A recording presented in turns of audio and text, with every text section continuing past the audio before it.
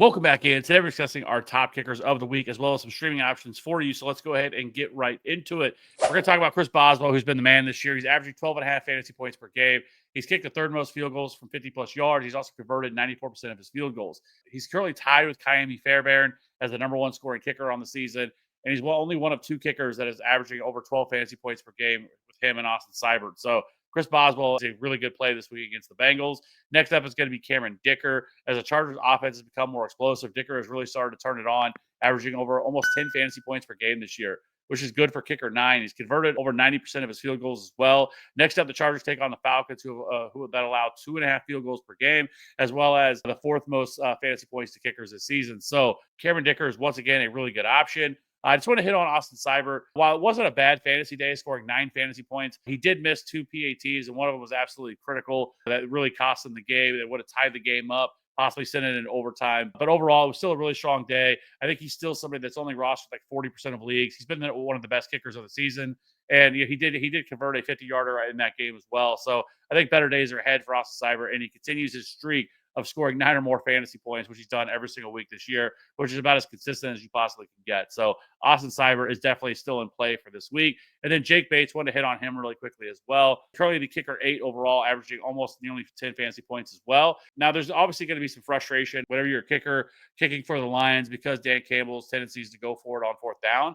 But when you're within one of the best offenses in the league, you can kind of look past that because he's going to get plenty of opportunities. But he's now scored 8 or more fantasy points in 6 of his last 7 games. He now faces the Bears on Thanksgiving, who have yielded the 7th most fantasy points to kickers. So Jake Bates is also a really good play this week. Now let's move over to some of our streaming options. We're going to hit on Chase McLaughlin. Well, this past week against the Giants, obviously wasn't great, but it wasn't terrible either. Mainly because the Bucs basically curb stomped the Giants in that game. He only attempted 1 field goal and had 4 PATs. He did miss one of his first PATs of the season, but he does get a good matchup this week. It's the Panthers, who allow the second most fantasy points to kickers this year. So as long as the Panthers continue to play at least as better on the offensive side of the ball, which is going to push the Bucs to continue to score points, that I do think Chase McLaughlin is in a good spot this week. Next up is Spencer Shrader, somebody that I talked about last week. He's rostered less than 30% of leagues. Shrader was excellent last week against the Panthers, scoring 13 fantasy points, which included the game winner. Next up is a matchup against the Raiders, who allow 3.5 field goals per game and allow the most fantasy points to kickers this season. So Spencer Shrader is obviously another really good streaming option this week. Next up is Will Lutz. Will Lutz had a monster day, scoring 22 fantasy points. He finishes the kicker 1. He converted 2 50-yarders, a 40-yarder, and 2 30-yard field goals against the Raiders on Sunday.